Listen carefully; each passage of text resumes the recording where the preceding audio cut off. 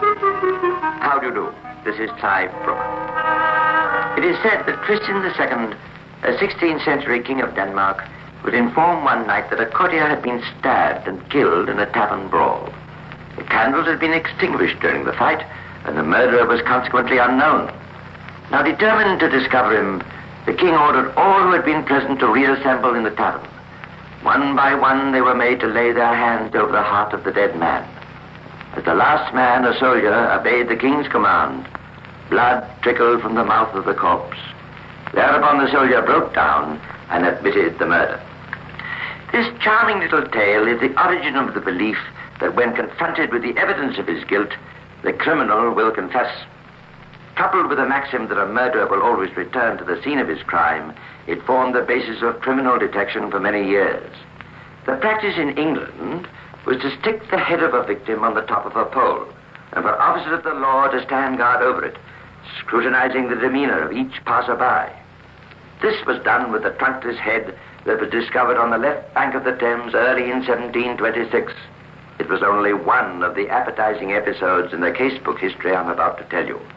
By way of warning, or perhaps inducement, I've called the case Buckets of Blood.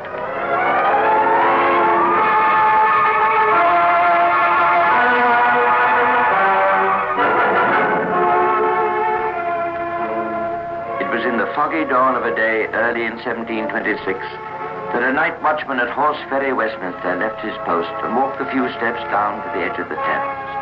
As he neared the water, he tripped over something and fell into the mud.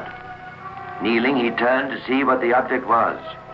What he saw made him rise to his feet with a cry. It was a human head. He took his ghastly discovery to another watchman, and together they went to the magistrate of the district, Mr. Justice Lambert. Well, you two, what is the meaning of disturbing me at this hour? I've not even breakfasted. Well, your lordship, it's like this. I'm a watchman. Yes, but get to the point, man. What have you got in that sack? Go on, Bill, show him. I found this in the mud near my hut, sir, this morning. Good heavens. Return it to the sack, man. I stumbled on it as I was walking down to the... Return it to the sack, will you? There's mud dripping all over my carpet. I found this bucket just near where Bill found the head. Take it out of the house, man. There's blood on it. It's bound to drip. Oh, my beautiful carpet. All right, very good. Well, what's to be done, your worship? Soon, sir, the procedure is well and truly laid down. The head must be washed, the hair combed, and then this most ugly specimen shall be posted about St. Margaret's churchyard for all and sundry to see. Thus we shall perhaps discover the identity of this bodiless corpse. And now, sir, you may depart, leaving the evidence in the scullery, if you please. Oh, what an unconscionable hour to be shown such a hideous object. When the mud and blood had been washed away, it was seen that the head was that of a middle-aged man. But who he was or what he was, it was impossible to know. Crowds soon gathered about St. Margaret's churchyard to view the exhibit. And on the third day, a shopkeeper called Ashby, John Ashby, excitedly grasped his companion's arm. Rex, look. What is it, John? The head on the pole. Oh, I've already seen it. It's been up these past 3 days. But for sure, it's a man. Come with me, Rex. Oh, you don't mean to drag me through this. Come on. Yeah, well, on down. Well, now you've a close view, John. You satisfied? Yes, I am. Come on, Rex. Oh, now, look here, John. I refuse to be dragged about like this. Very good, then. You go to the Eagle Tavern. I'll meet you there at 2 o'clock. Now, where will you be until then? I shall be talking to Mrs. Catherine Hayes about that head up out there on the pole.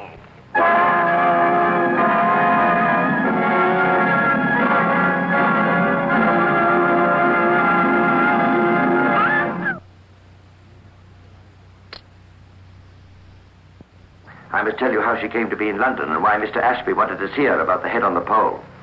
Now, at the age of 15, Catherine had quarreled with her father, a labourer, and had left her parents' home when she set off to walk to London 100 miles as the crow flies. But at the first hospital she came to, she was diverted from her course.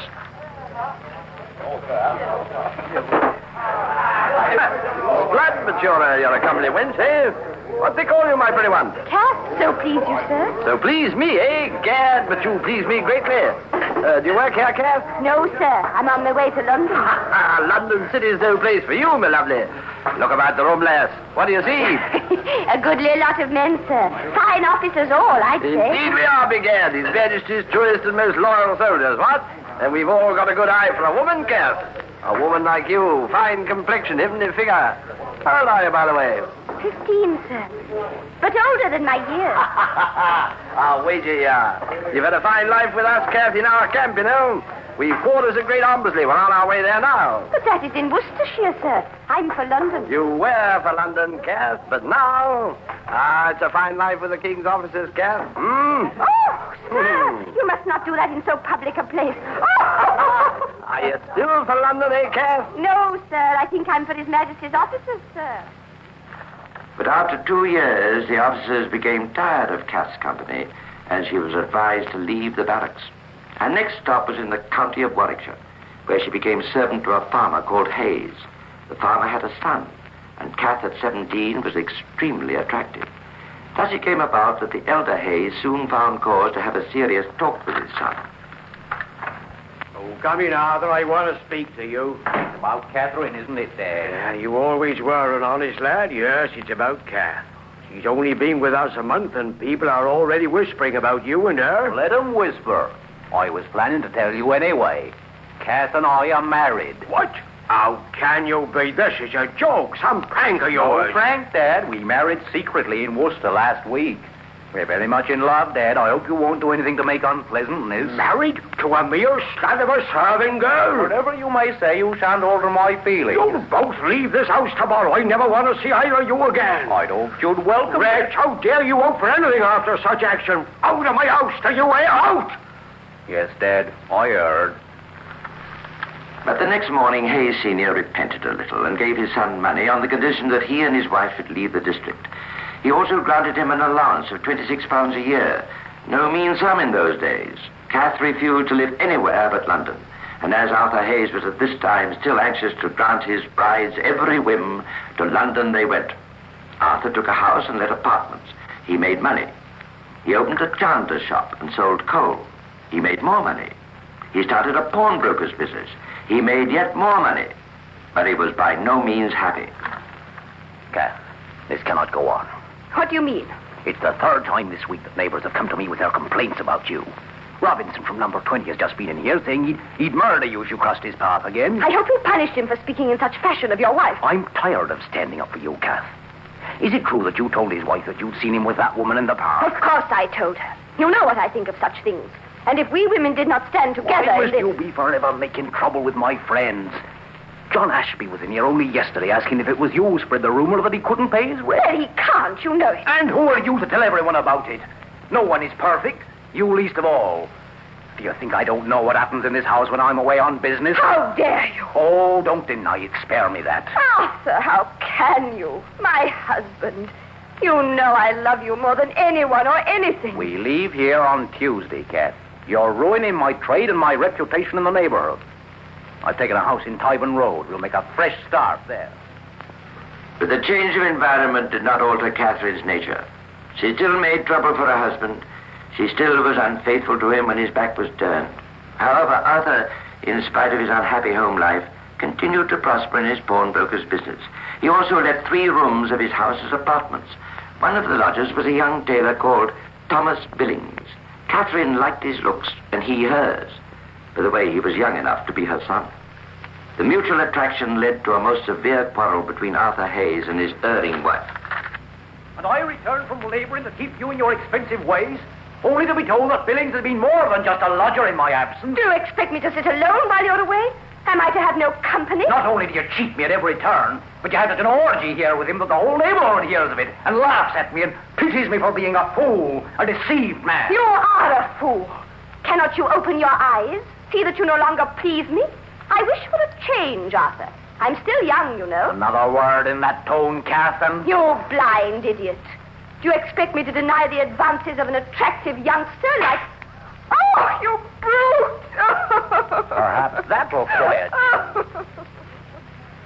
And strange to relate, Catherine's disposition changed from that day forward in Arthur's presence.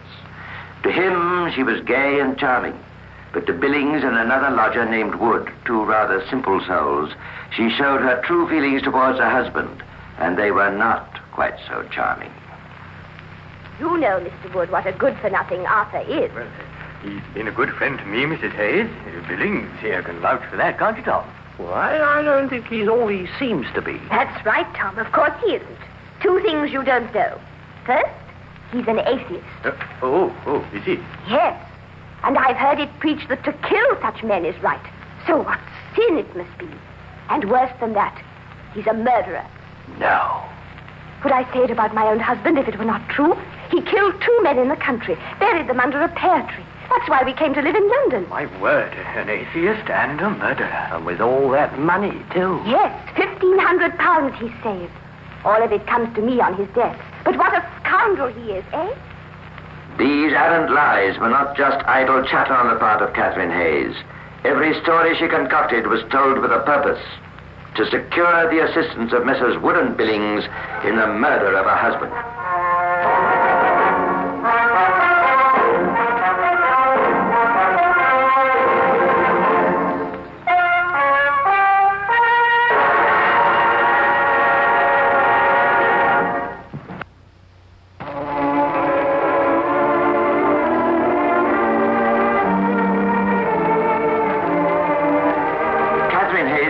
Nightly with her lodgers, Wood and Billings, on the best way to dispose of her husband. Still undecided, they were given some unexpected help by their victim. One night, Wood returned from work to find Mr. and Mrs. Hayes and Billings in an uproarious mood. They'd been apparently shutting out the cold with the aid of large quantities of liquor. Good evening, Mr. Wood. You look cold. There's a bad fog outside. Never mind the fog, Woody. Join us and drink up. Yes, it's the best remedy for a cold in the world. Drunk over a guinea's worth of liquor. You know, I'm not drunk. Are you, Tom? Drunk, not I. See, Hayes, I'll wager you couldn't drink 6 bottles of Mountain and still be sober. If you can, I'll pay for it. And if it knocks you over, you pay. A bargain, a bargain. 6 bottles of Malaga, eh? Pour me a thirst quencher. I'll get the bottles. Have a drink, Mr. Wood. Kick burn it, sir. Well done, Tom. It was just the right moment. Now remember your promise, you two. What, tonight? The best opportunity we've had. He's sure to be drunk after this. But I did not pledge myself. You did. To get rid once and for all of a murderer. To kill him means less than to kill a dog in the gutter. And I'll not be stingy with the money. You promised, didn't he, Tom? I heard him with these 2 ears. All right. Sweet lass, sweet lass. Halfway through the first bottle already. I'll do it easily, Billings. Go to it then, Hayes. You've still got another 5 bottles. That's 1. Can't be bothered with tanker. From the bottle now. Up for a bit of air.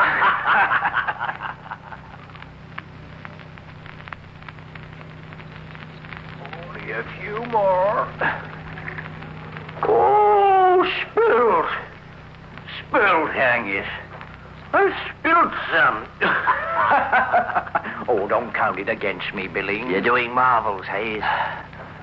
Hurrah, finished. 6 bottles of Mountain. And you pay. Where am I? I'm so giddy. He's completely insensible. Carry him onto his bed. Take the legs, Billings. I've got the shoulders. Heavy with all that wine in him, huh? There, you lead the way. Lay him on the bed. I'll fetch the hatchet.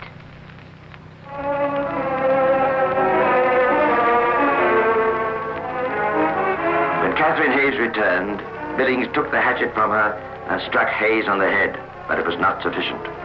So Wood snatched the hatchet from Billings and dealt the victim 2 more blows.